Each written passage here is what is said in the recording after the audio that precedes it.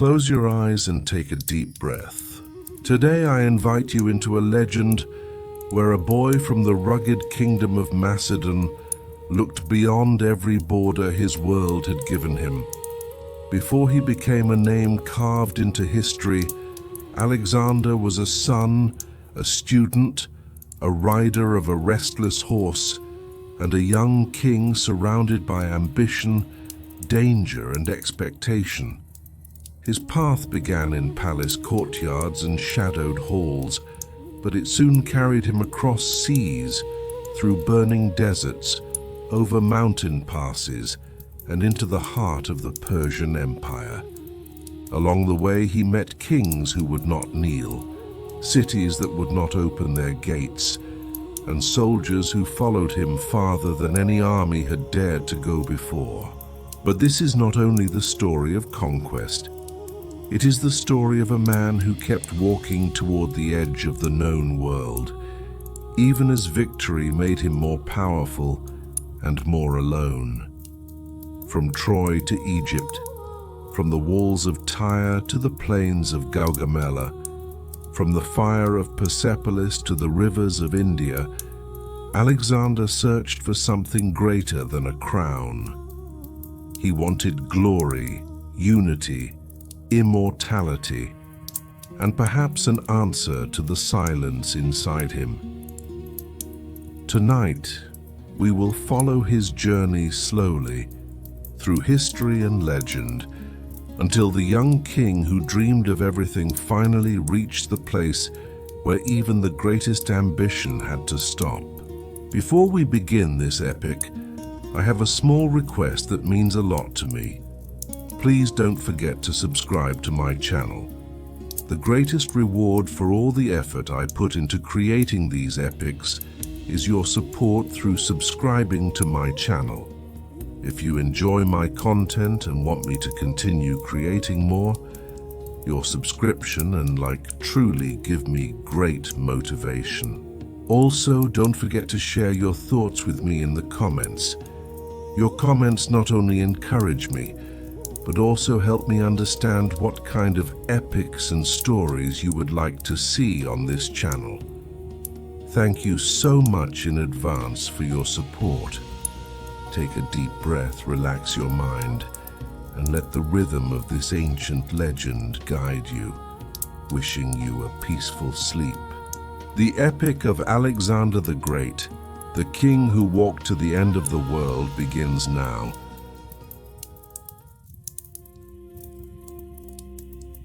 When Bucephalus was brought to Pella, most of the men gathered in the palace courtyard saw only his strength.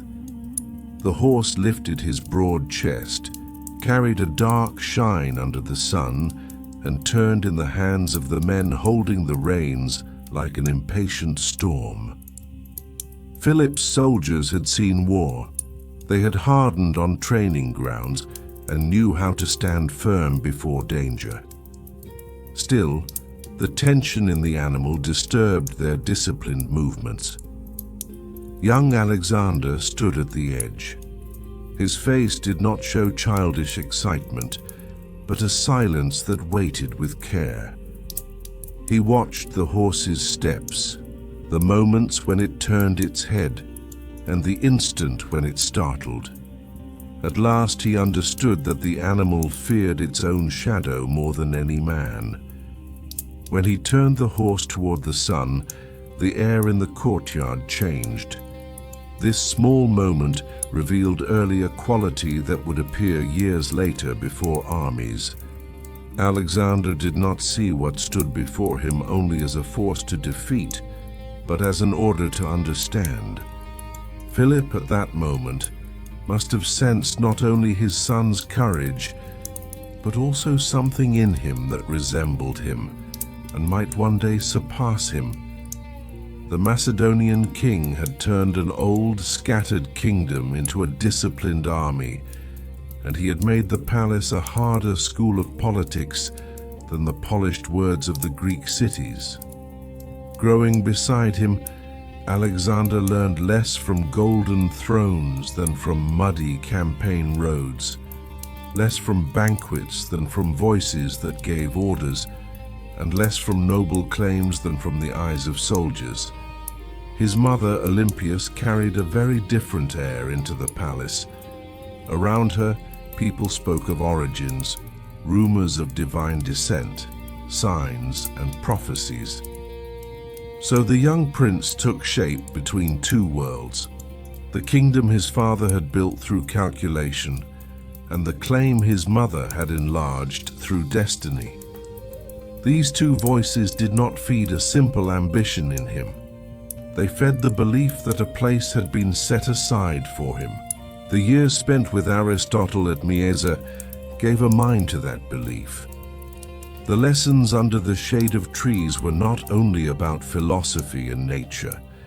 Questions about how a man should govern himself, why cities collapsed, and how uncontrolled desire could turn into disaster also opened before young Alexander.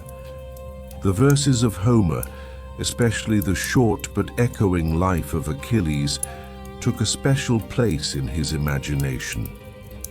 This interest did not become an ornament repeated at every later turn. It remained the early compass of his youth. There Alexander felt that a name could live longer than the body. Hephaestion also became clear in this circle.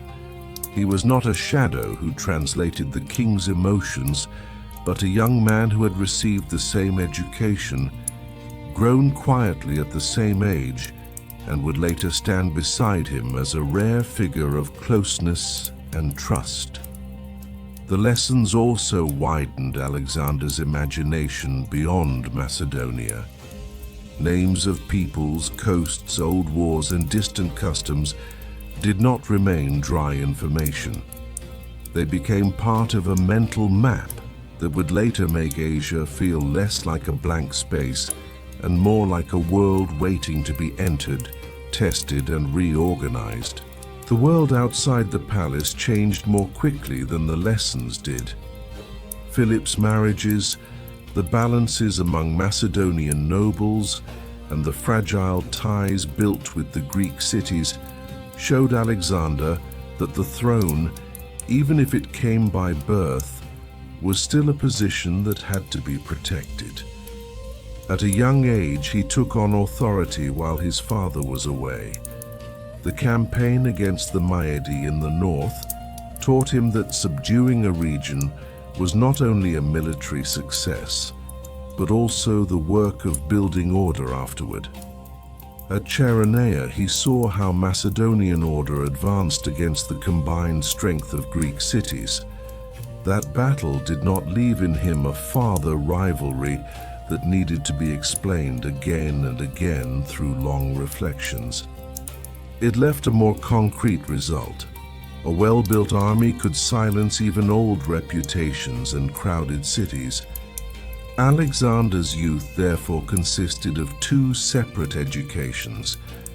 Aristotle taught him how to understand the world. Philip's palace taught him the price of ruling it. The battlefield taught him that the world often changed through quick decisions.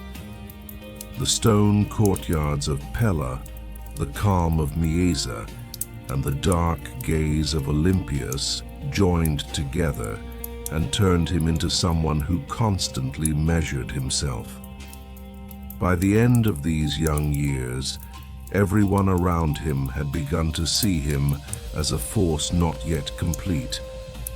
Every alliance discussed at Philip's table, every marriage, and every report of a campaign touched the young prince's future. Asia had not yet appeared on the horizon. Still, even before he set out, Alexander sensed that his life would not fit inside the limits of an ordinary Macedonian king.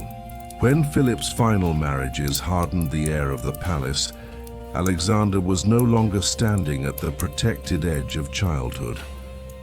Olympias's position, the threat of new kinship ties, and the changing looks of the nobles showed him that kingship was not won by heroism alone. Sometimes family tables could be as dangerous as a battlefield. This tension settled inside him not as an abstract shadow, but as an attention that entered daily movement. Who sat close to whom? Which commander fell silent at which word? And toward whom Philip looked a little longer were no longer small details. The story that had begun in Pella thus moved from the portrait of a child to the threshold of power. Alexander did not yet face seas, deserts, or great kings, but the first place he had to pass through was the gate of the world his own father had built. The training in Philip's palace had shown Alexander not only how bright power looked, but also how easily it could become disputed. The words Attalus used at banquets, the new hopes forming around Cleopatra Eurydice, and Olympias's silence, which grew sharper by the day, made the air around the young prince heavy. During this time, harsh moments passed between Alexander and his father. The wounded pride the son carried when he left the table seemed even heavier because palace order continued calmly after the father's anger. In Macedonia, a family matter never remained only a family matter. A marriage, the possibility of a child being born, or the too confident words of a noble could touch the future of the whole kingdom. Alexander learned this before Aigai. When the assassination came, he therefore moved with speed more than surprise. On the day of the ceremony at Aigai, the order Macedonia had built could be seen in all its brightness. As the guests moved toward the palace, the stone roads filled with footsteps. Soldiers kept the discipline of the ceremony, and nobles greeted one another with measured looks. Philip was present as a king who had changed the balance of the Greek world, but beneath the celebration lay a fragility that stretched from family to state. New marriages, new kinship ties, and the possibility of new heirs were not only private unease for Alexander and Olympias. The future of the throne moved through the palace in sentences that were not spoken. Alexander was old enough now to understand that language. His father's power still impressed him, but the same power could also turn into a wall that narrowed his own place. From the outside, Aigai looked like a festival. From within, it was a waiting tremor. When Philip was killed, what mattered most was not the harshness of the details, but the emptiness that opened with the absence of a great king.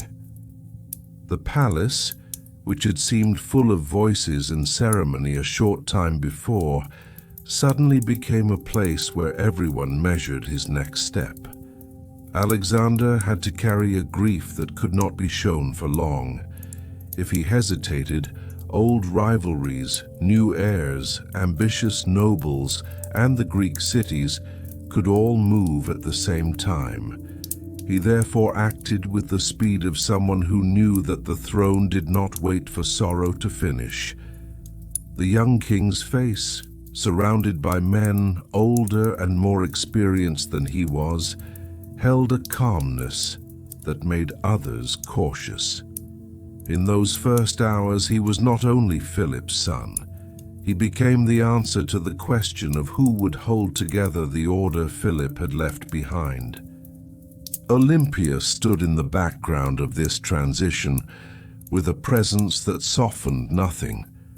Her influence on Alexander had always carried a sense of destiny, but after Philip's death, that feeling met the hard language of politics.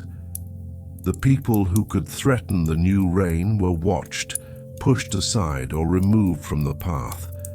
Alexander's supporters moved quickly. Antipater, Parmenion, and the other experienced figures understood that the survival of the kingdom depended on a rapid gathering of loyalty. The young king did not try to win everyone with soft promises. He showed that obedience would be safer than waiting. This early period could not be separated from the nature of Macedonian power. The throne was not a quiet inheritance passed from one hand to another. It was a place where hesitation could summon many hands at once. After the kingdom was secured at the center, Alexander had to show that his rule did not end at the palace gate. The northern tribes tested the youth of the new king, and the Greek cities listened closely for any sign of weakness. Alexander moved north with the speed he would later make famous. The campaign against the Triballi and the movement toward the Danube showed that he was not only inheriting Philip's army, he could command it. The news of danger in Illyria came as another test. He answered it not with delay, but by appearing where he was not expected. For the soldiers, this mattered more than royal blood. A king who could be seen in hard places, who shared dust, marches, and risk, could slowly become their own. The crown that had first rested on his head in uncertainty began to gain military weight. Thebes then became the harshest warning of the new reign. The city believed, or wanted to believe, that Alexander's position was weaker than it looked. Memories of old freedom, anger toward Macedonian rule, and rumors from other Greek cities pushed the Thebans into resistance. Alexander's arrival shattered the hope that distance would protect them. The fall of Thebes was not presented by history as a small punishment, but as a sign meant for all Greece. It lay in the sudden silence of a city that had believed it could breathe again, and in the fear that traveled from its ruins to Athens and beyond. Alexander had shown that youth would not make him gentle when the unity of his command was questioned. The decision at Thebes did more than secure Greece for the moment. It shaped the image of Alexander.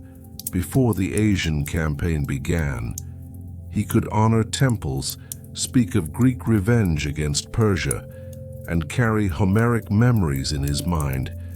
But he could also use terror as a political language. This contradiction would follow him across continents. Some saw in him a liberator who would avenge old Persian invasions. Others saw a king who knew that mercy and fear were both tools. The army watched and learned the same lesson. The new king could move quickly, choose sharply, and leave no room for slow resistance. By the time he turned his attention eastward, Macedonia had not become peaceful, but it had become obedient enough to send him forward. The Asian campaign had first belonged to Philip's design, yet the task now passed into different hands. Alexander inherited the plan, but changed its meaning. For Philip, Persia had been the next great political and military project. For Alexander, it became a stage on which destiny, revenge, kingship, and personal glory could all meet. In the silence after Thebes, the Greek cities understood that they would not easily stop him. In the palace, the old companions of Philip measured the young king again.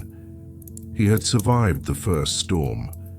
He had not been swallowed by his father's death, nor held back by the suspicion that youth could be controlled.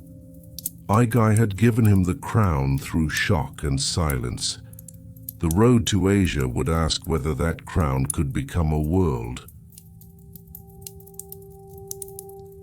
When the army reached the shore of the Hellespont, it was not preparing only to cross a sea. For the Macedonians, the opposite shore was the beginning of Persian territory. For the Greek allies, it carried the memory of old wars and unresolved grievances. For Alexander, It was the place where the epics he had heard in childhood seemed to descend into the world. When the ships lined the coast, talk among the soldiers grew quieter. The water seemed to separate two continents, but the real division lay between the life left behind and the new order ahead. Ancient sources remember Alexander's crossing through symbolic acts, sacrifices, the movement toward Troy, and respect for the memory of old heroes. All these signs came together in the young king's gaze, fixed on the far shore. He had left his father's palace and had begun to wrap his own action in historical meaning. The visit to Troy remained a single intense threshold in his life. When Alexander approached the tomb of Achilles, Homer's verses left the lessons of childhood and joined stone and earth. Beside him, Hephaestion also honored the memory of Patroclus. The meaning of this scene did not need to be repeated again and again later. It was enough to feel how the young king measured his own life against a heroic past. Achilles had chosen a short life and an undying name. Alexander stood at the beginning of a road whose end he did not know, yet he already seemed to understand that a man who wanted a lasting name could not live like men who wanted safety. Troy gave him not a plan, but a mirror. In that mirror, he saw both glory and the loneliness hidden within it. After Troy, the campaign lost its ceremonial softness and entered the practical danger of Asia Minor. Persian satraps gathered forces to block him. The Granicus River stood as the first serious line of defense. Parmenion and the older commanders understood the risk of attacking across the river. The bank, the current, and the enemy position could turn courage into confusion. Alexander, however, saw delay as a greater danger.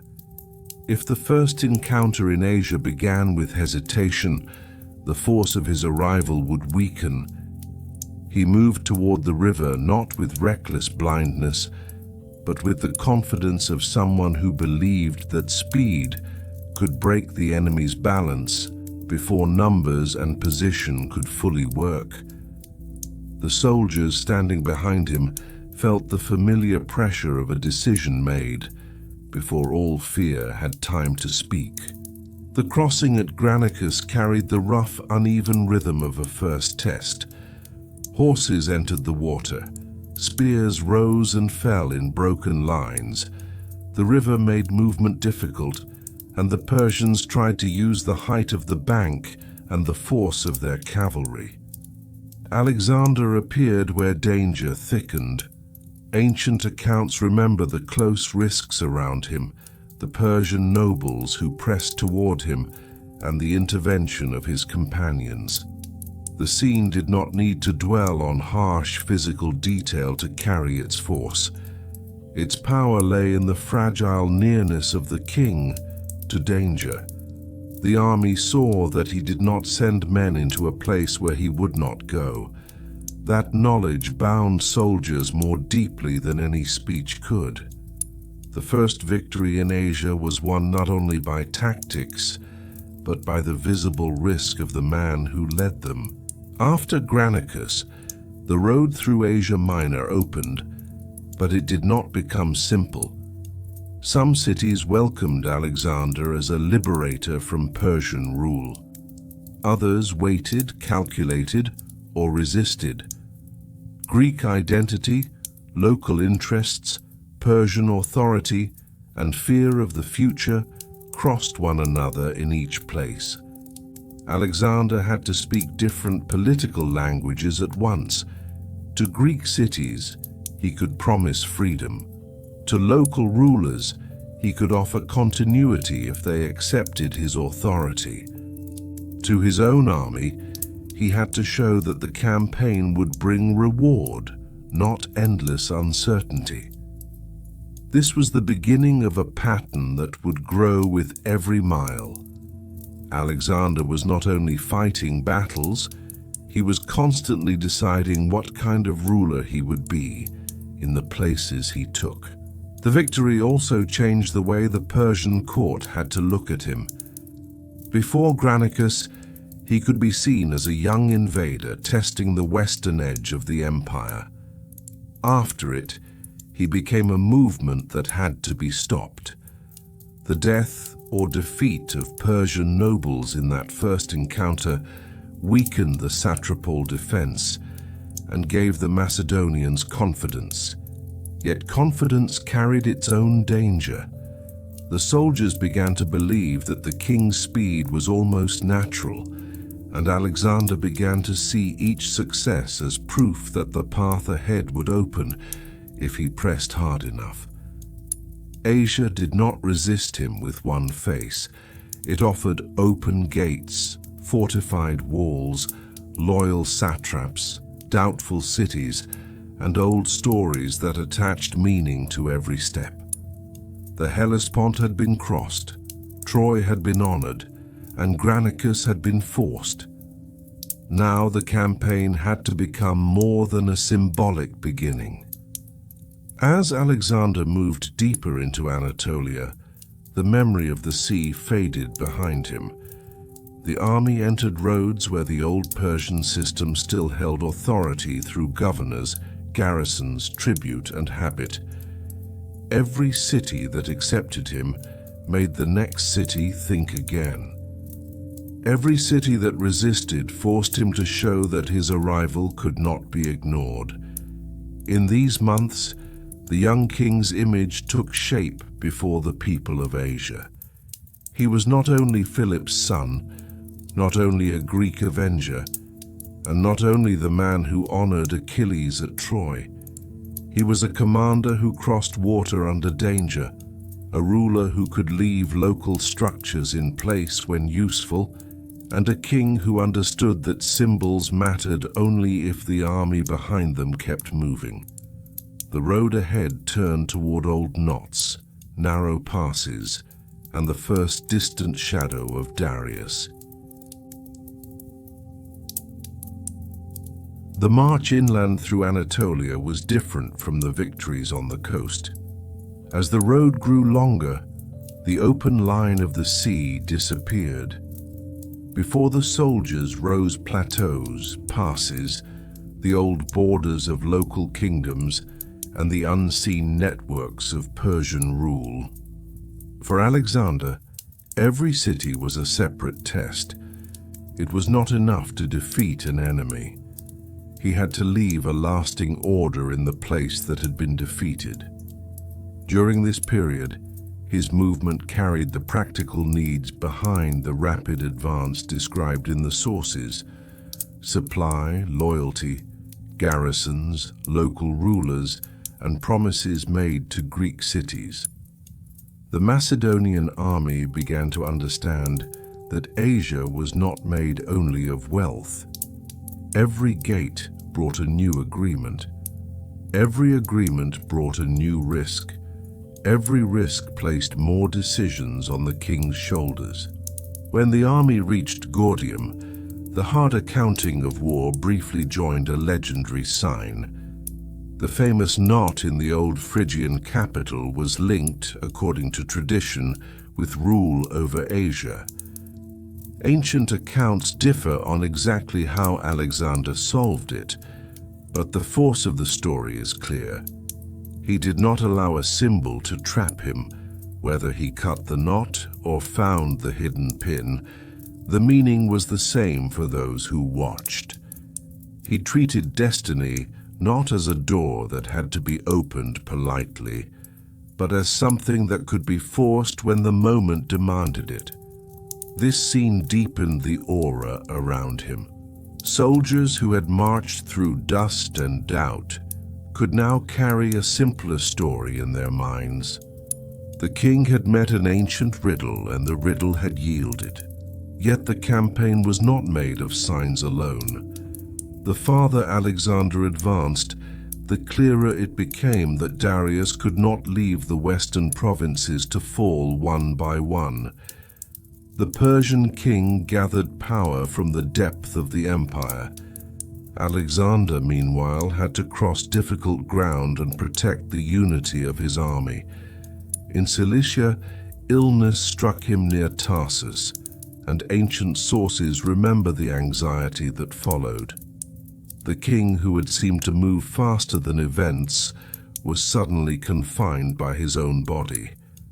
Philip the physician treated him, while suspicion and trust hung over the scene. Alexander's willingness to drink the medicine in spite of warnings became another test of courage, but not a battlefield one. It showed that a king could also risk himself by trusting another man when fear invited him to doubt.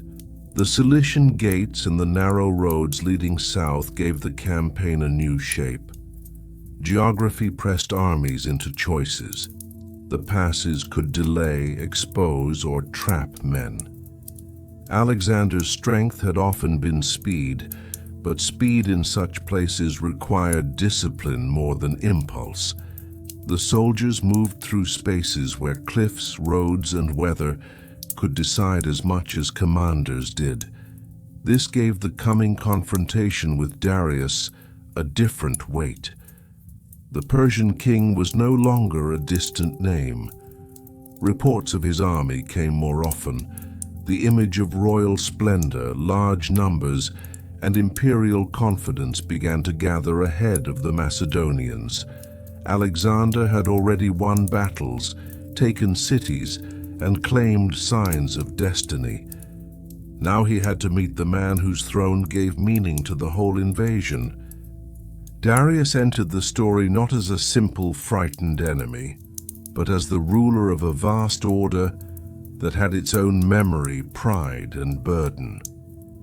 The Achaemenid world was not a loose treasure house waiting to be taken. It was a system of roads, satrapies, tribute, court customs, and royal authority. Darius had inherited that structure and now had to defend it against a king who moved too quickly to be treated as a border problem. Alexander understood that facing Darius would be different from defeating satraps. If the Persian king stood firm, the campaign could be stopped in a single great blow. If he failed, the meaning of Persian kingship itself would begin to shake. The soldiers may not have thought in such terms, but they felt the scale of what was coming. The approach to Issus therefore carried a quiet tightening. Alexander's earlier victories had opened the road, but they had also brought him into a place where one mistake could undo everything. He had crossed the Hellespont, honored Troy, forced the Granicus, moved through cities, and taken up the legend of the knot. None of these would matter if Darius crushed him in the narrow ground ahead. The army moved with the awareness that the next battle would not be another step, but a judgment. Alexander remained outwardly controlled, yet the nature of the campaign changed around him. Until then, Asia had been a land he entered, tested, and organized. At Issus, Asia would answer through its king.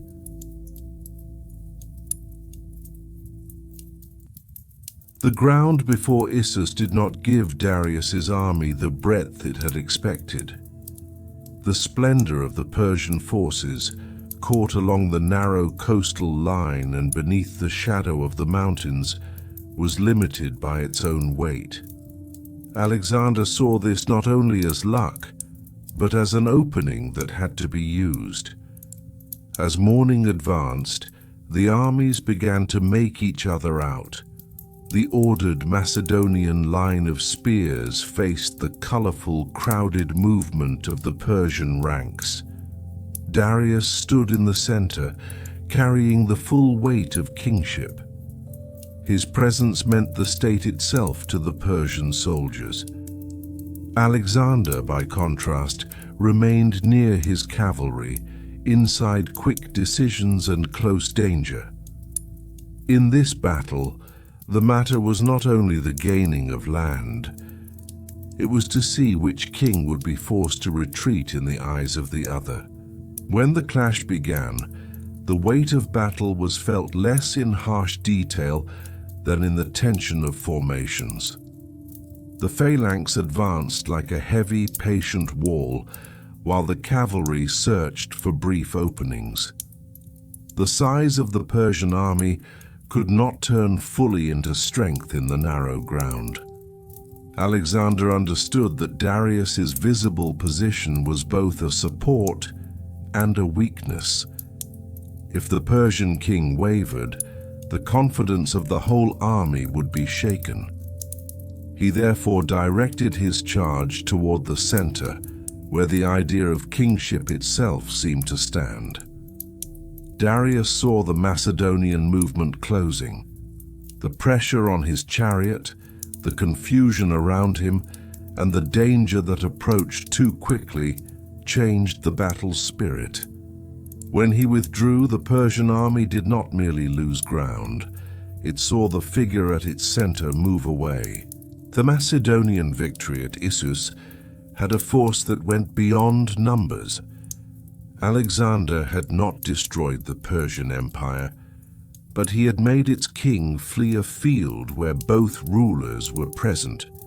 This mattered deeply in the ancient world. Kingship was seen, heard, and carried by the body of the king. Darius's withdrawal turned into a wound in royal authority. Alexander's soldiers felt the meaning at once. They had crossed into Asia as invaders with bold hopes.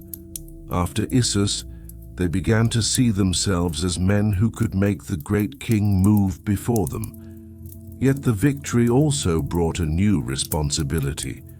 The Persian royal family was found in the captured camp, and the triumph of war entered the quiet space of mothers, wives, and children.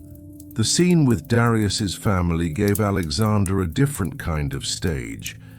Sisigambis, the king's mother, and the women of the royal household had lost the protection of the field and now stood within the power of the victor. Alexander's behavior toward them was remembered as restrained and respectful. This restraint mattered not because it softened the campaign, but because it strengthened his claim to kingship. He did not treat the family of Darius as spoils to be displayed. He treated them as people whose dignity could serve his own image of royal authority.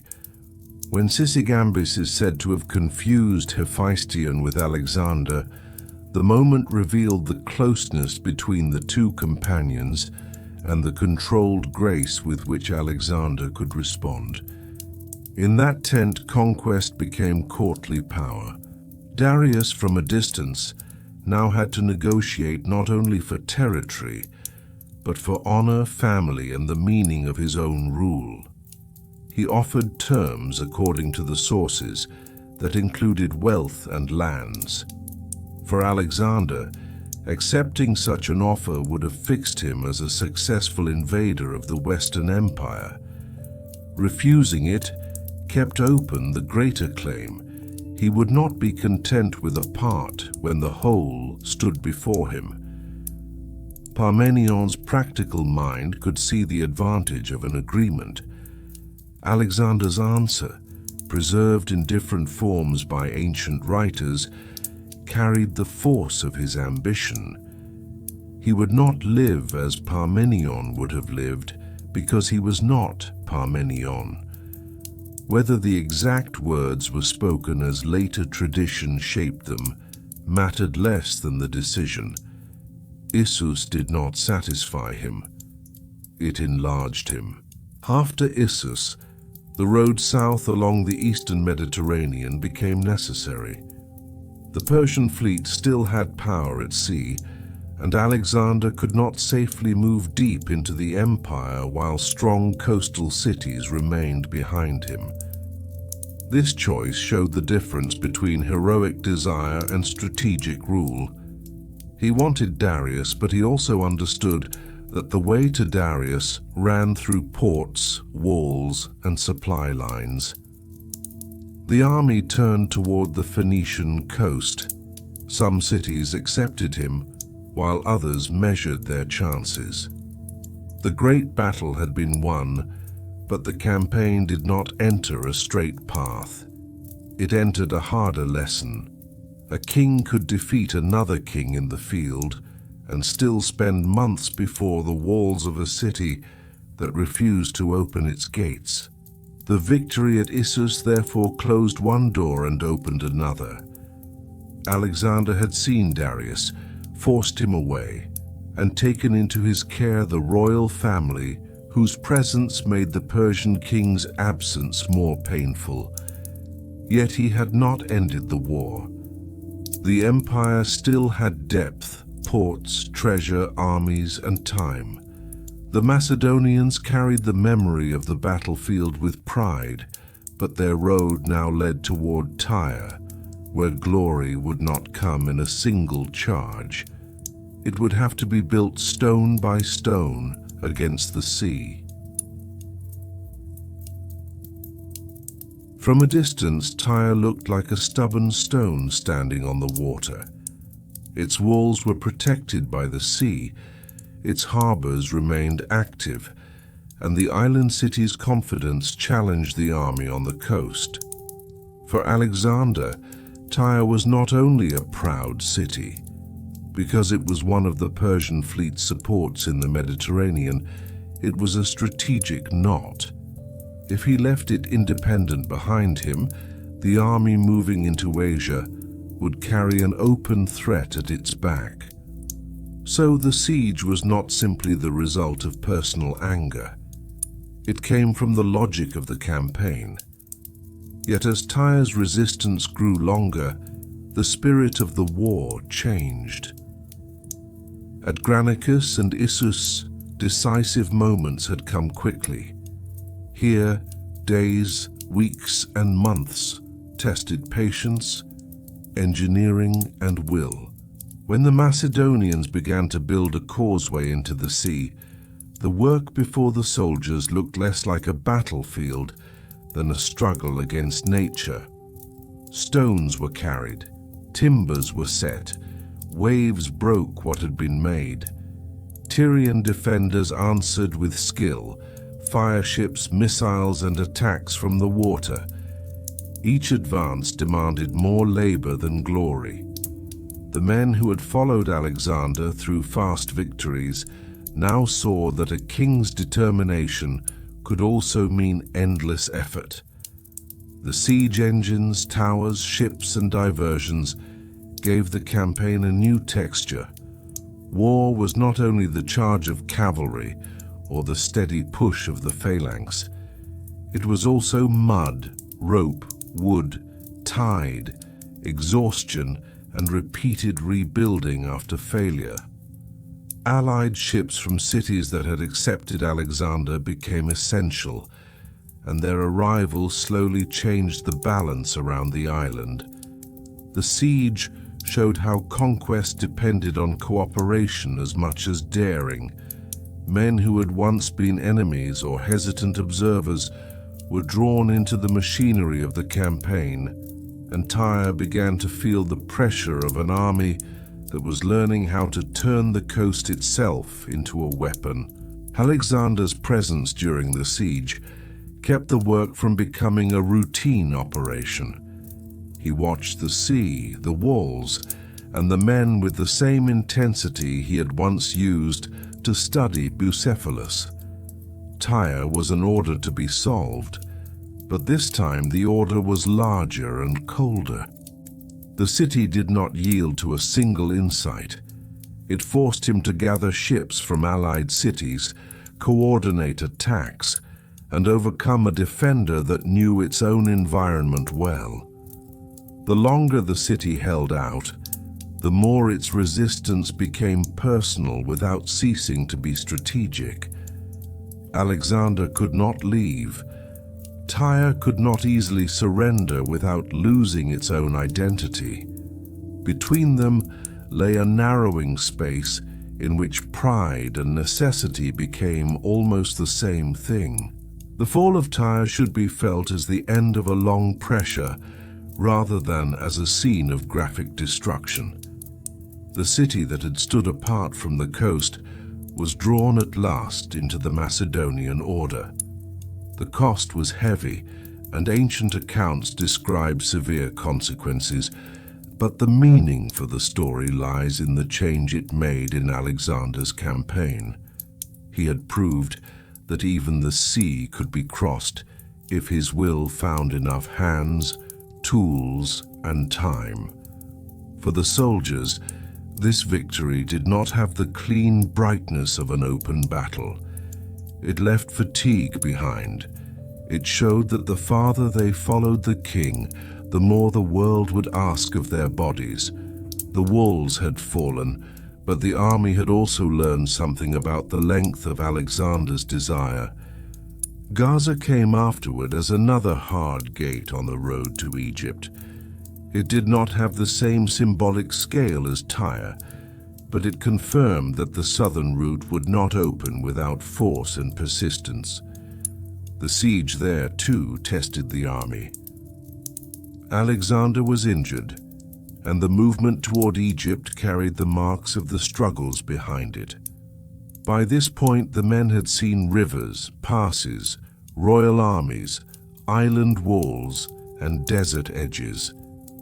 The campaign that had begun with heroic signs had become a chain of practical necessities. Every place taken made the next possible. Every refusal pulled more months from the soldiers' lives. Yet Alexander continued south, because the capture of the coast would weaken Persian power and open a new field of legitimacy. Beyond Gaza, the air changed. Egypt waited with a different kind of promise. After the harsh logic of siege, it offered temples, priests, the Nile, and a form of authority older than the Greek cities and the Persian satraps alike.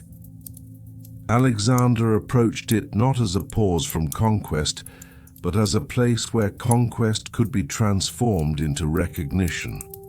Tyre had shown his endurance. Gaza had confirmed the road. Egypt would show whether the young king could be accepted not merely as an invader, but as a ruler who could step into older traditions and make them speak for him. The entry into Egypt carried the weariness of the earlier siege months into a different air. In the land of the Nile, Alexander was received in many places not as a destructive invader, but as a king who changed the order after Persian rule. The shadow of the temples, the heavy steps of priests, and the ancient rhythm the river kept with the seasons belonged to a world unlike the one Macedonian soldiers knew. Here, time did not quicken like commands on a battlefield. It moved slowly through stone walls, sacred ceremonies, and beliefs that had gathered over centuries. Alexander did not merely observe this atmosphere. He drew political and spiritual meaning from it.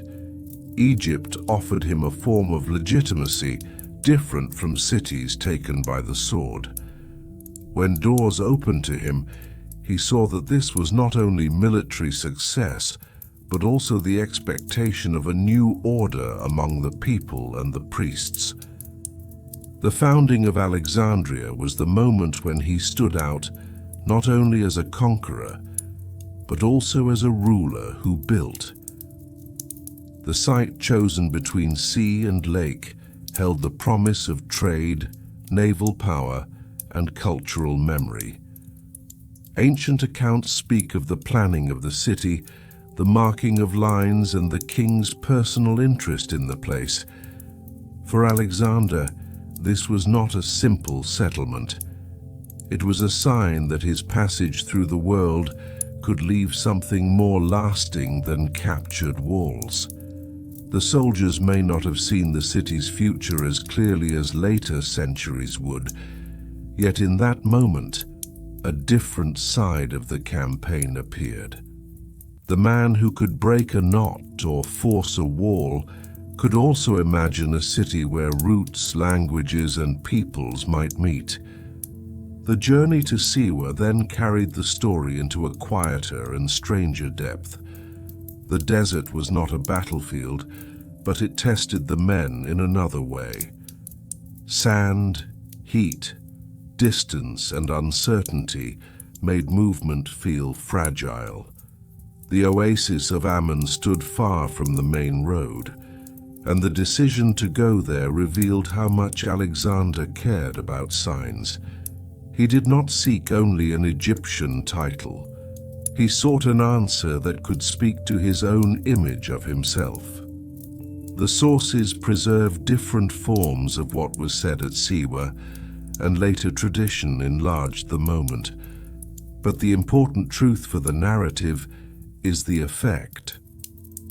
When Alexander returned, the sense that his kingship carried something more than ordinary royal authority had become stronger around him, and perhaps within him. The priest's greeting, the questions asked inside the sanctuary, and the ambiguity of divine language all served the growth of his image. Did he hear what he wished to hear? Did the priests use a language of kingship he understood in a personal way? Did the moment confirm a belief already planted by Olympius and fed by Homeric desire? The story cannot answer with certainty, but it can show the change. Alexander moved through Egypt with the calm of someone who had found a new layer of meaning for his campaign. To his followers, this could be inspiring or unsettling. A king who believed himself favored by a god might dare more than other men. He might also become harder to question. Egypt also showed Alexander the usefulness of honoring local tradition. He did not need to erase older systems to rule them. By presenting himself within Egyptian forms, he gained obedience without exhausting his army in constant resistance. This lesson would matter later when he entered the deeper Persian world. Yet Egypt's acceptance was gentler than what waited ahead. The Persian Empire had not vanished because Egypt opened its gates. Darius still lived. The main royal confrontation had not been completed. The time in Egypt, therefore, was both a pause and a preparation. It gave Alexander a city, a divine aura, and a broader sense of himself before he turned back toward the final test against the Persian king. When he left Egypt, the campaign had changed in feeling. The young king who had crossed the Hellespont in the shadow of Achilles now carried the added weight of Ammon. His men had followed him from Macedonian courtyards to Anatolian rivers, Phoenician walls, and the deserts of the Nile. Some may have seen each stage as proof that fortune favored him. Others may have quietly wondered how far a man would go once every victory became a sign that he should go farther. The road north and east would not answer that question gently. Ahead lay the wide plain Darius had prepared, and there the splendor of Persia would gather once more, not in a narrow pass, but beneath an open sky. The night before, Gaugamela held a strange clarity over the army. This time Darius had not been trapped in the narrow ground of Issus. He had prepared a broad plain for battle. Persian forces had grown with units from distant provinces. The ground had been leveled for scythed chariots, and the effect of number and splendor had been carefully arranged. Fires burned in the Macedonian camp, but the conversations remained measured. When Parmenion came to the tent, there was more calculation than fear on his face. He said that a night attack might confuse the Persian order, and that darkness could weaken the force of their great numbers. Alexander listened to him. Then, without raising his voice, he said, "I will not steal victory."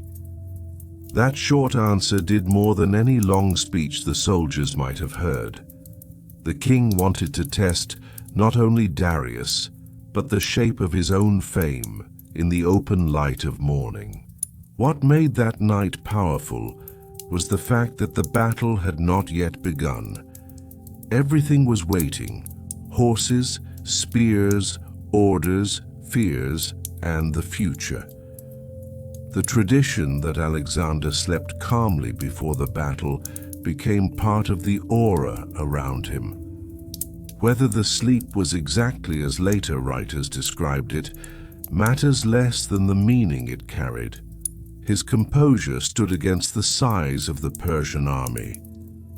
Parmenion and the older commanders knew the danger, and no prudent man could ignore it. Yet Alexander's confidence gave the waiting army a center. To sleep, or at least to appear calm enough to sleep, was also a form of command. The men could see that their king had not allowed Darius's preparation to enter his face as panic. At morning, the plain revealed the scale of the encounter.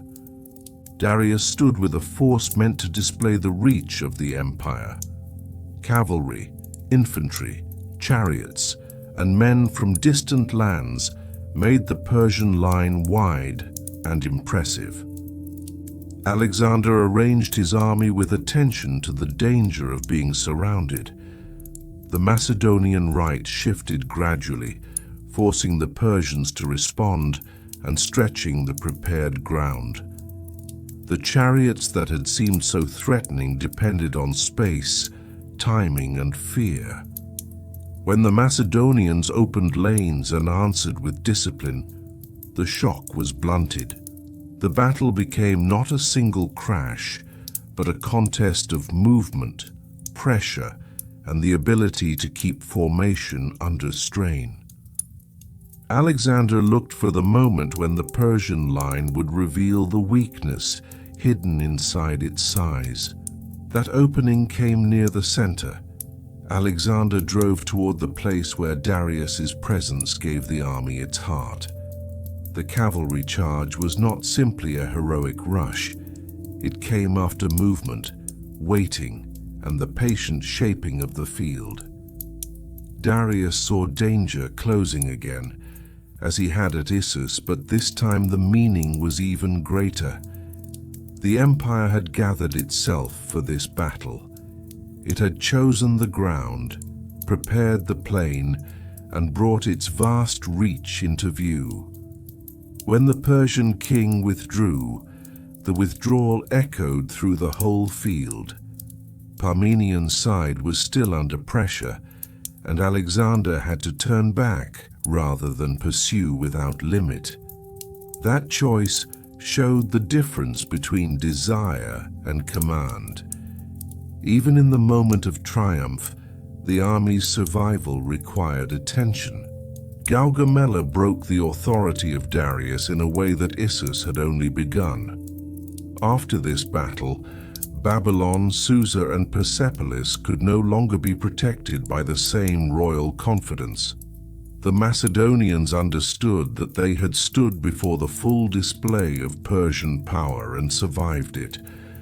For Alexander, the victory was immense, but it also changed the burden on him. He could no longer be only the invader who pursued revenge. If he entered the palaces of the Persian kings, he would have to decide whether to destroy their world or rule it. The men around him may have thought first of treasure, rest, and the fame of victory. The king saw farther, toward the machinery of empire now beginning to open before him, The road after Gaugamela led not into emptiness, but into the heart of an old imperial order. Babylon would welcome him. Susa would reveal the weight of accumulated wealth. Persepolis would confront him with the memory of the Achaemenid kings. The night before, Gaugamela had held a simple question: could Alexander defeat Darius in the field? After the battle, the question became deeper. Could he carry the world he had broken? The plain was left behind, but its meaning traveled with the army. The victory had been won in daylight, as Alexander wanted. Now that light would fall on palaces, treasuries, ceremonies, and choices more dangerous than the enemy line. After Babylon, Susa showed Alexander the material face of empire.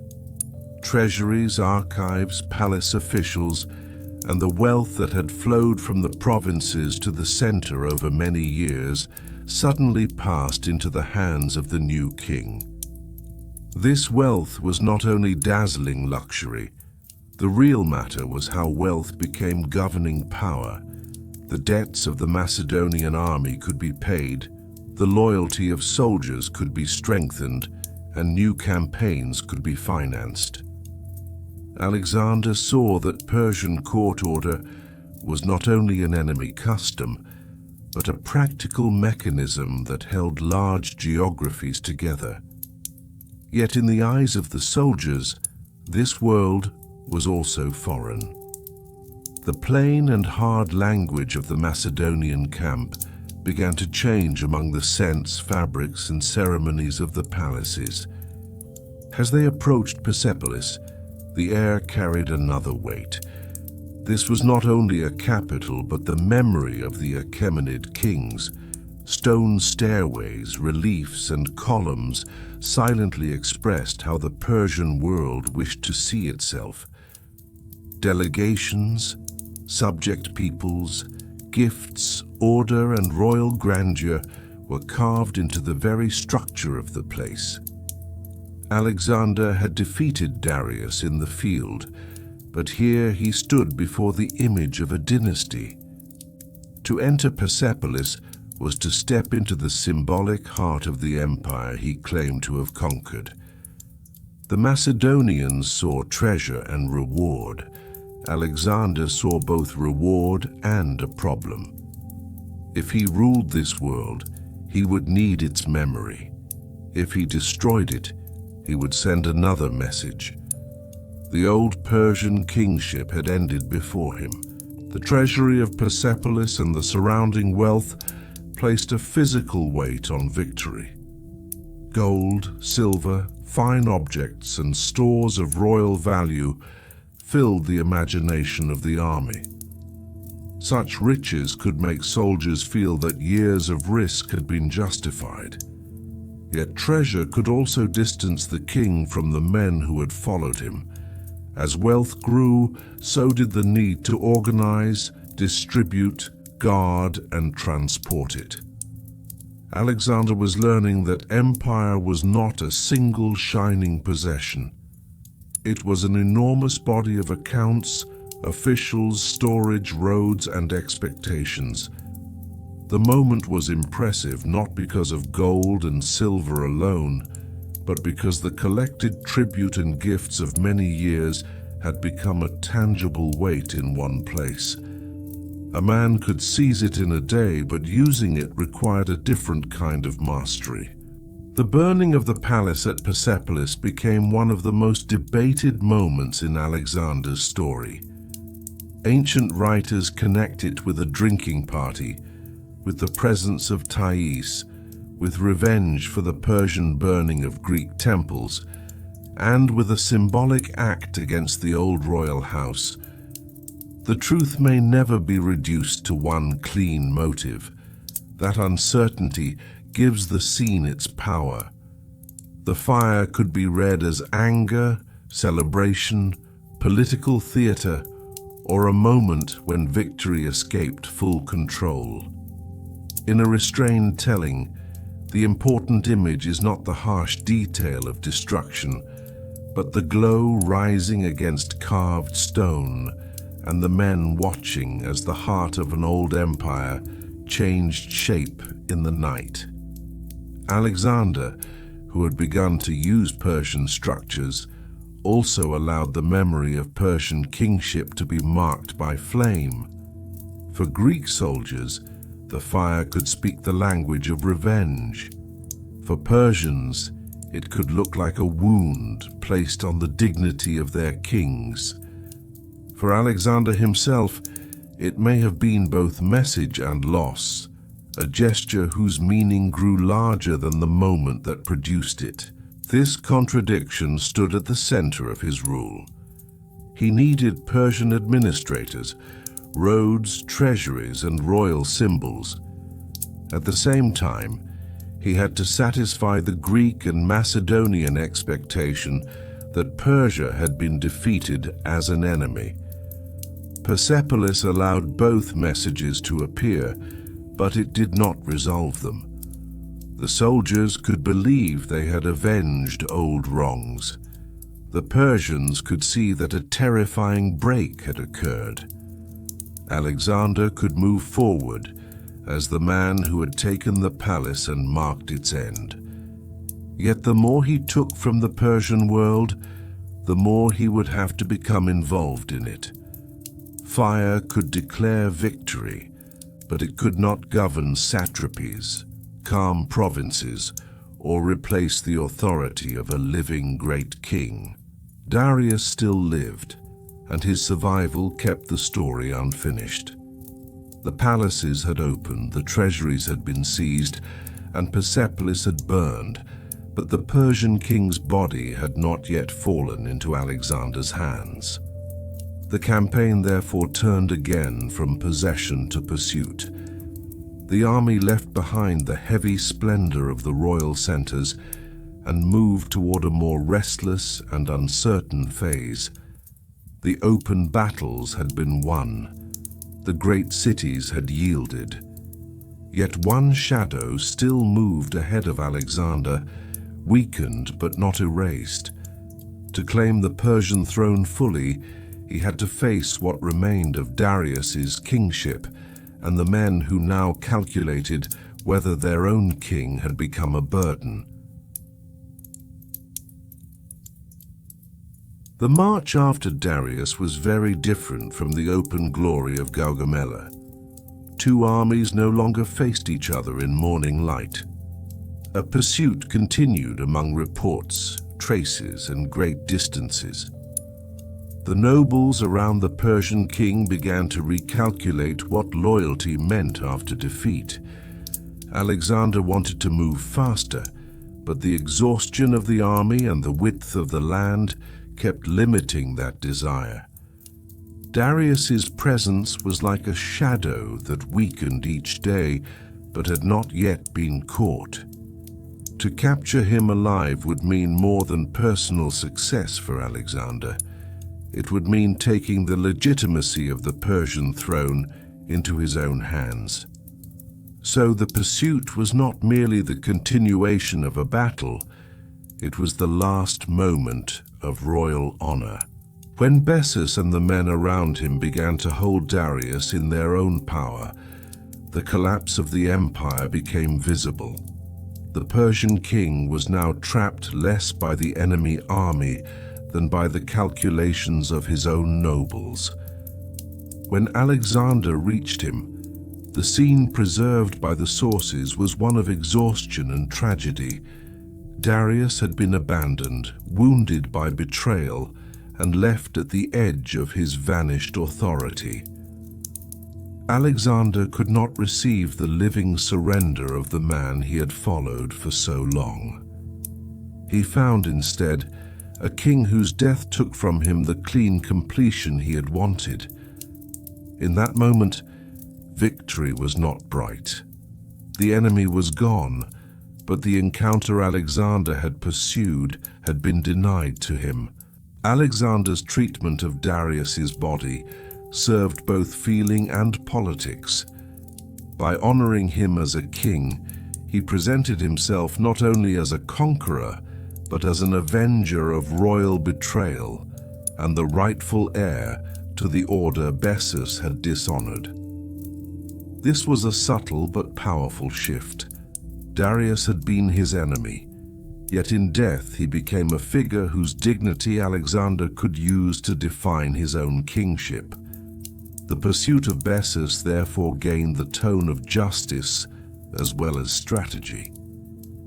Alexander was no longer only fighting Persia, he was claiming the right to punish those who had violated its royal order. In this way, the dead Darius opened a path for Alexander to step deeper into Persian legitimacy. Yet legitimacy did not make the East obedient. Bessus took the royal name Artaxerxes and tried to turn the northeastern satrapies into a new center of resistance. Alexander now faced a different kind of war. The great palaces were behind him. Ahead stood Bactria, Sogdiana, high places, local loyalties, and men who knew how to use distance. The army had expected that the death of Darius might mean the end of the campaign. Instead, it meant the campaign changed shape. Soldiers who had followed the king across Asia began to feel that the horizon moved away whenever they approached it. For Alexander, each unfinished region was a flaw in the order he wished to build. For many of his men, it was another postponement of home. The capture and punishment of Bessus closed one chapter, but not the unrest that had produced him. Alexander's advance into the northeast forced him to deal not only with armies, but with scattered resistance, difficult landscapes, and the problem of governing people who did not see his victory at Gaugamela as the end of their own choices. He founded cities, placed garrisons, and tried to bind local elites to his rule. He also learned that fear could win a road and still fail to win the next valley. The farther he moved, the more the world became less like a battlefield and more like a stubborn fabric. Pulling one thread did not bring the whole cloth into his hands. This phase marked a quiet change in the relationship between Alexander and his army. The men still obeyed him, and his success still carried a powerful spell. But the purpose of the campaign became harder for them to see. Revenge for Greece had been understandable. The defeat of Darius had been glorious. The treasures of the royal cities had been real. The endless work of holding distant mountains and chasing local resistance felt different. Alexander's mind moved toward the complete shape of empire. The soldiers' bodies felt the cost of each step. Between those two truths, a gap began to open.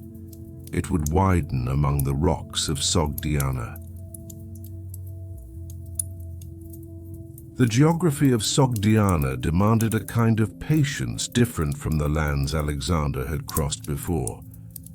Here, the distance between cities was measured not only by marching, but by culture, climate, and local loyalties.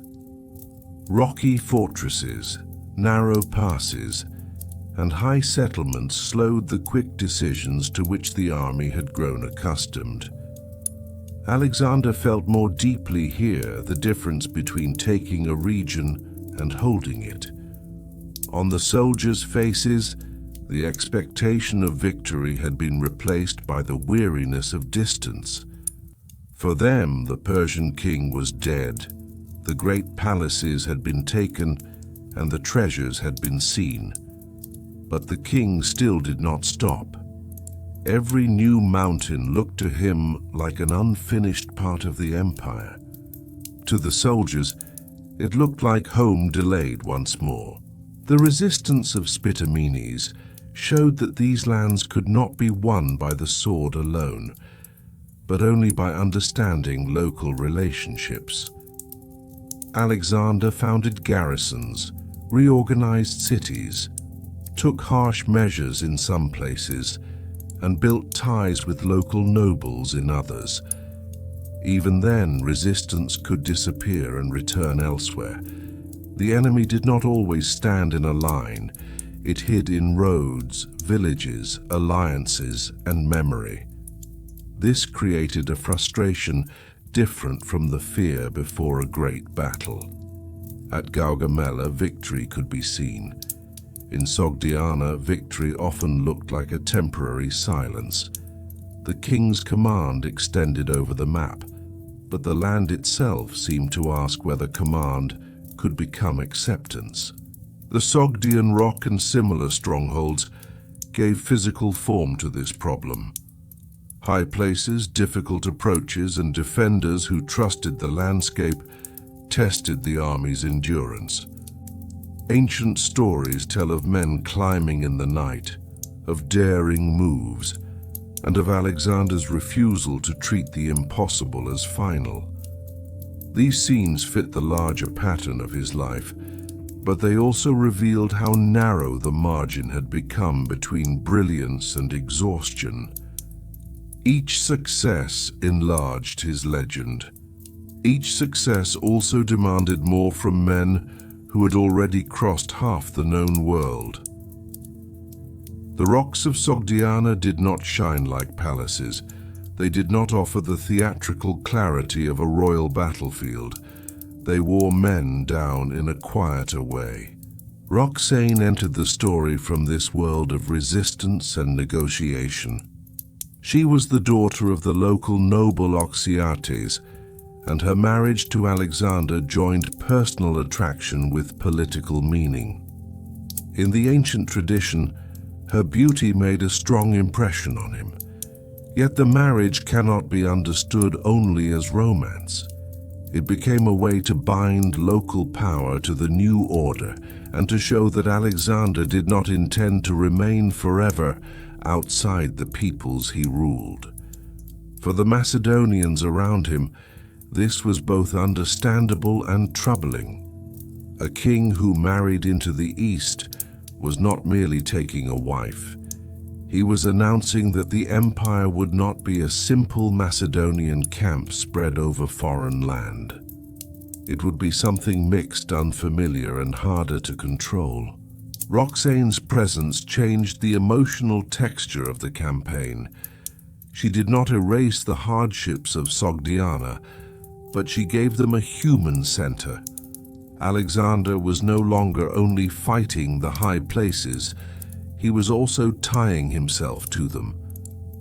The marriage offered a glimpse of the larger union he would later seek between Macedonians and Persians, Greeks and Eastern nobles. But early signs of unease were already visible. Some companions had followed him as their king, their comrade, and the champion of a campaign against Persia. Now they saw him adopting foreign customs, making local alliances, and stepping into a role that seemed less familiar with each year. The king's world expanded.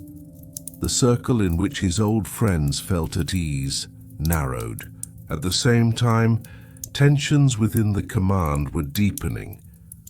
Philotas and Parmenion had already shown how dangerous suspicion could become when old authority stood too near royal fear.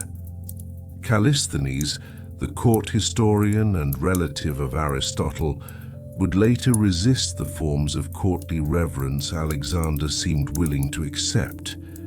The debates around proskynesis, the bowing or reverence before the king, exposed a conflict that was more than ceremony. For Persians, such gestures could be part of royal protocol. For Macedonians and Greeks, they could look like treating a man as more than human. Sogdiana therefore did not only test the army's legs, it tested the shared language through which the king and his companions understood one another.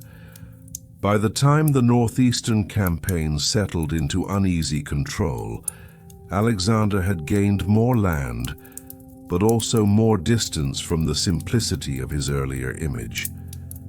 The young king who had crossed to Asia as avenger and conqueror now stood as a ruler trying to hold many peoples under one will. His successes were real. His fatigue was real. So was the unease growing around him. The rocks of Sogdiana had not defeated him, but they had changed the sound of his victories. They were no longer clean steps toward glory. They were heavy stones added to the burden of empire.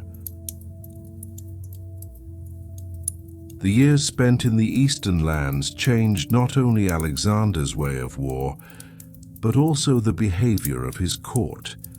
Persian clothing, the acceptance of local nobles, forms of respect shown to the king, and especially the debate over proskynesis made the discomfort around his Macedonian circle clear.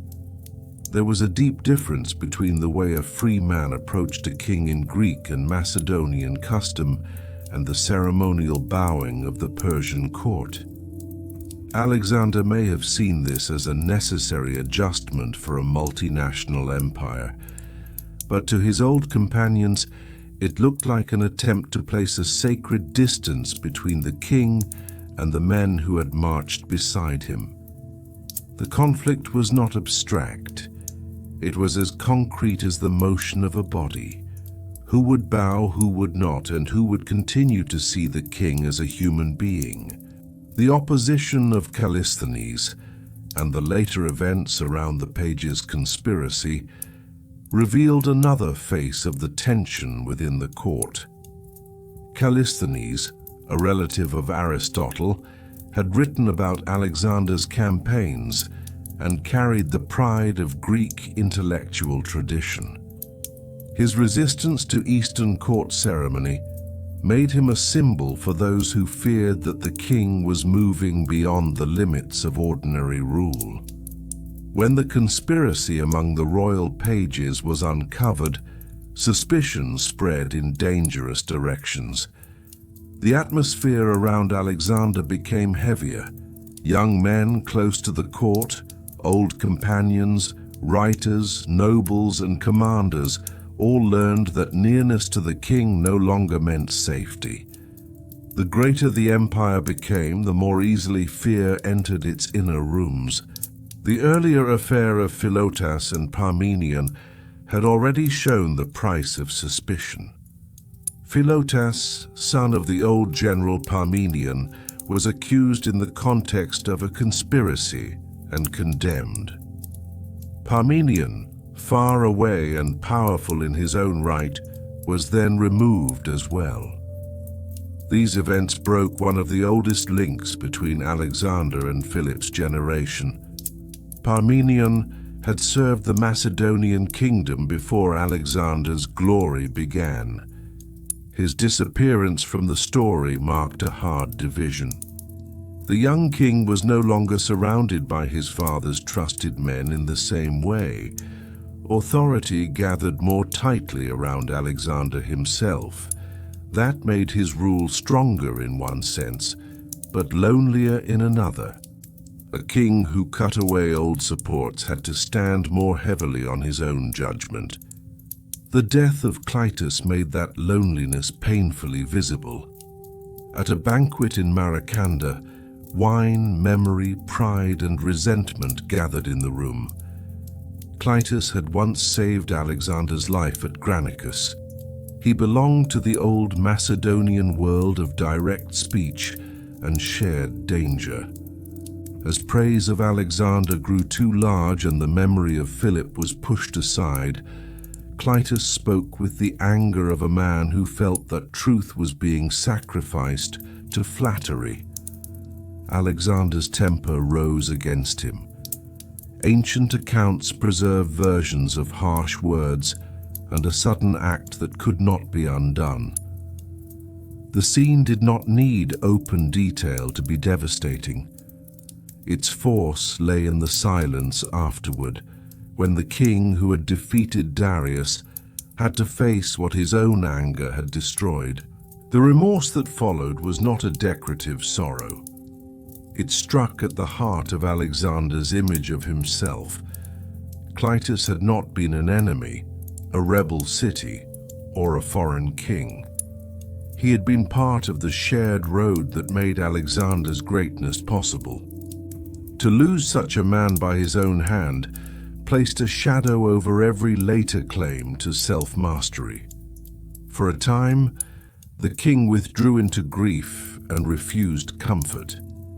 The companions around him could not easily speak. They had seen that the distance between Alexander and ordinary restraint had become dangerous. This did not end his rule, and it did not break the army, but it changed the moral air of the court. From then on, loyalty carried more caution. Still, Alexander continued east. The pattern repeated in a new form. Inner crisis was answered by outward movement. If the court had grown heavy, the road offered another test. India, or what the Macedonians understood as India, stood ahead with rivers, monsoon rains, unfamiliar kingdoms, and war elephants. For Alexander, the move was the next step in completing the edge of the world he imagined. For many soldiers, it was proof that no victory would ever be enough to stop him. The conflicts over Boeing, the deaths of old companions, the suspicion around conspiracies, and the wound left by Clitus all traveled with the army. They were not left behind in Sogdiana. They entered the next campaign as unseen weight. The army that moved toward India was therefore very different from the force that had crossed the Hellespont. It was richer, more experienced, larger in its imperial setting, and more tired in spirit. It had seen the king as hero, commander, avenger, ruler, judge, and grieving man. It had also seen him become harder to reach. The next river would not only test the strength of the enemy, it would test how much farther the bond between Alexander and his army could stretch before it began to fray. On the banks of the Hydaspes, the days passed with the heavy, damp, and patient rhythm of waiting. The river had swelled. The opposite side appeared and disappeared through curtains of rain and lines of trees. Porus stood against Alexander as a different kind of opponent, with his large frame, war elephants, and unshaken loyalty to his own land. He drew strength not from the center of a great empire like Darius, but from the honor of his own territory. Alexander knew the danger of crossing the river directly, so he used deceptive movements, false preparations, and night marches to distract Porus. Even before the battle began, the two kings were locked in a silent contest of intelligence. The river became a wide curtain that hid both men's decisions. Alexander's night crossing became one of the most tense moments of the campaign. Rain, darkness, boats, restless horses, and the quiet movement of selected troops built the pressure before the fighting began. Once again, the king did not choose the easiest path. But this time the difficulty was not a steep wall or a Persian line. It was a river swollen by weather and watched by an enemy who knew that land better than he did. When the Macedonians reached the far side and the first clashes began, the long waiting turned into motion. Porus answered with firmness. His son and advance forces tried to slow the crossing, and the main battle formed under conditions that were strange to Macedonian experience. The elephants gave the battle a fear the Macedonians had rarely known. Their size, sound, and presence disturbed horses and men alike. The phalanx, accustomed to meeting cavalry and infantry, now faced living towers that could break order by weight and panic. Yet the army did not collapse. Alexander used cavalry movement, pressure on the wings, and coordination to wear down Porus's position. The rain and mud made the field heavy. The fight was not the clear open drama of Gaugamela. It was slower, harsher in feeling, and filled with the uncertainty of unfamiliar war. Porus remained visible through the struggle, wounded in spirit more than in dignity, still commanding respect because he did not abandon the field easily. When Porus was brought before Alexander after the battle, the scene became the moral center of the chapter. The defeated king did not lower himself into begging. Asked how he wished to be treated, he answered in the spirit of a king. Alexander recognized something in him that could not be measured only by victory. He restored Porus to authority and even enlarged his territory. This decision was both generous and practical. Porus could govern the region more effectively as an honored ally than as a humiliated enemy. Yet the emotional force of the meeting lay in mutual recognition. Alexander had faced many rulers, rebels, and satraps.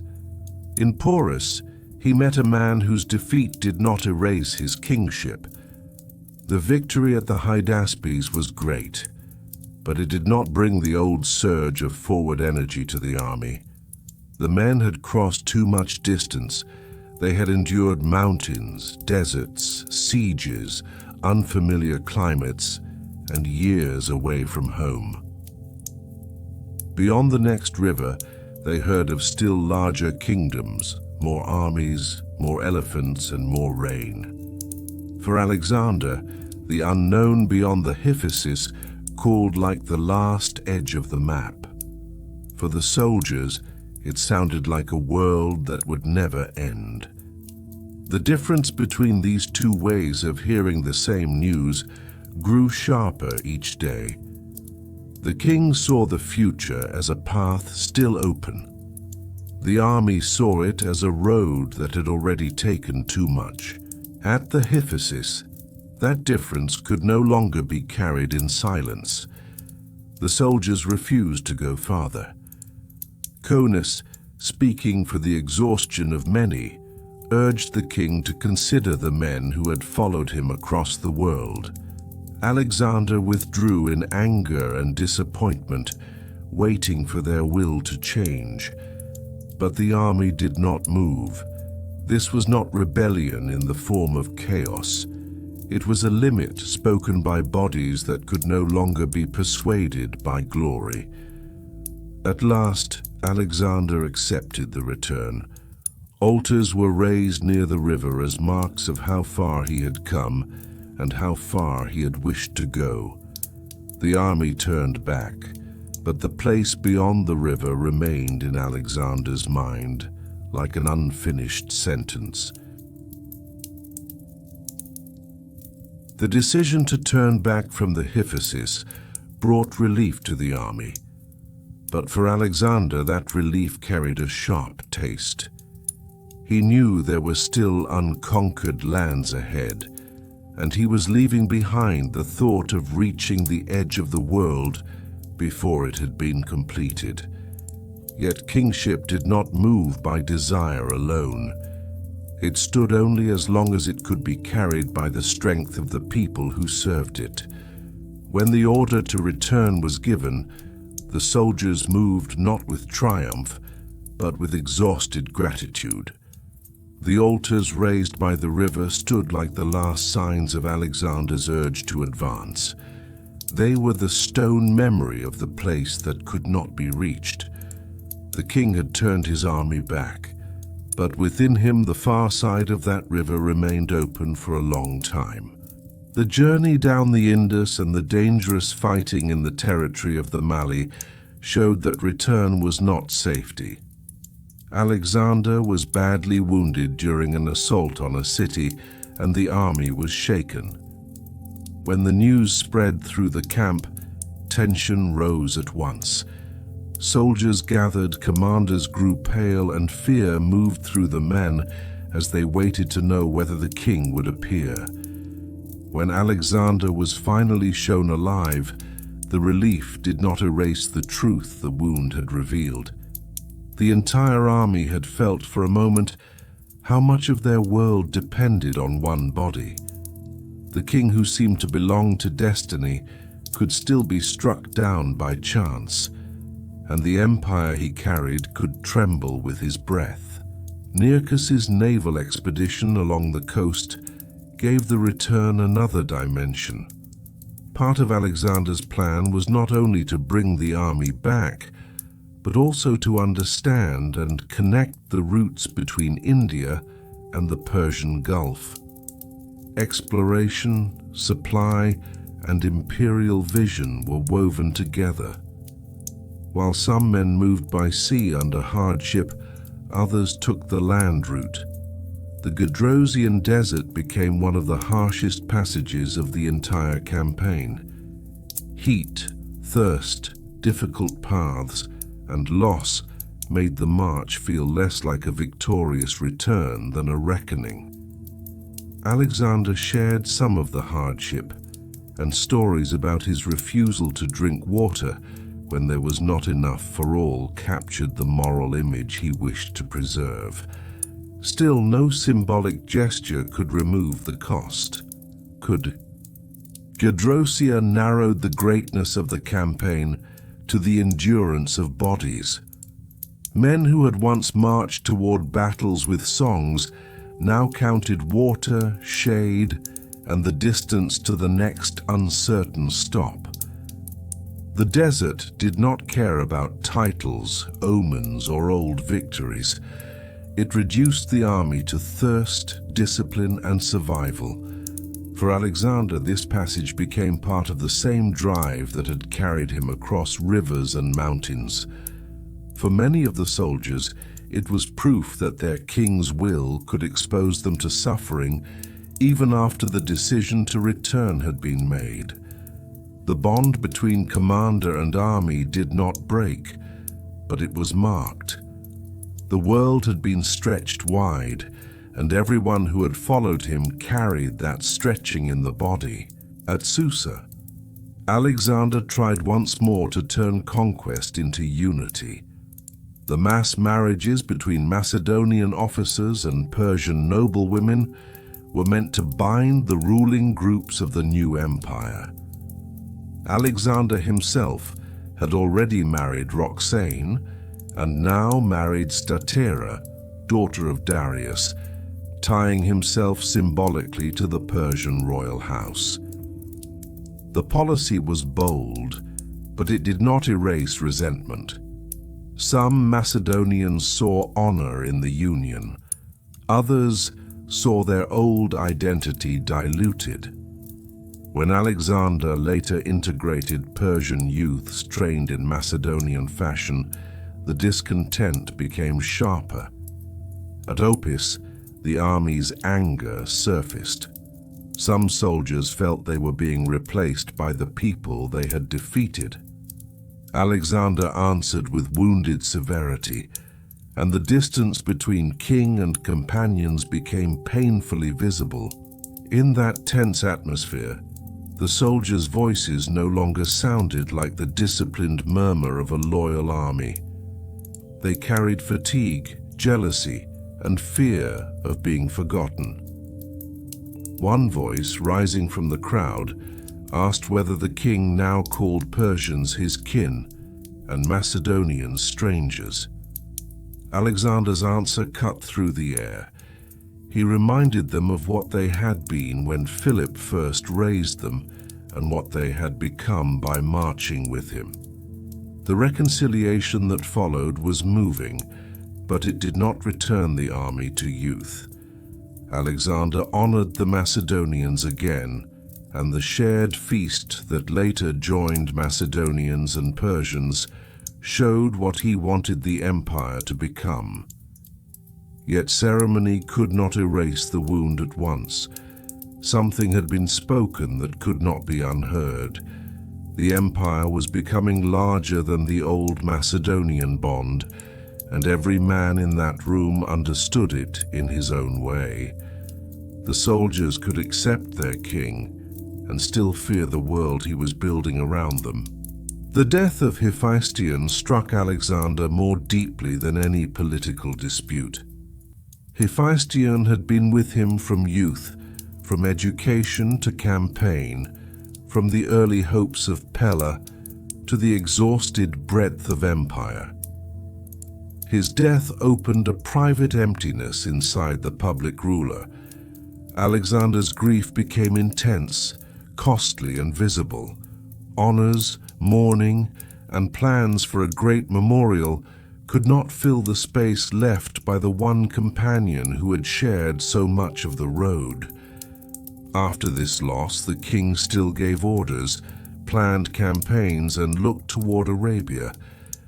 But something in the rhythm of his life had changed.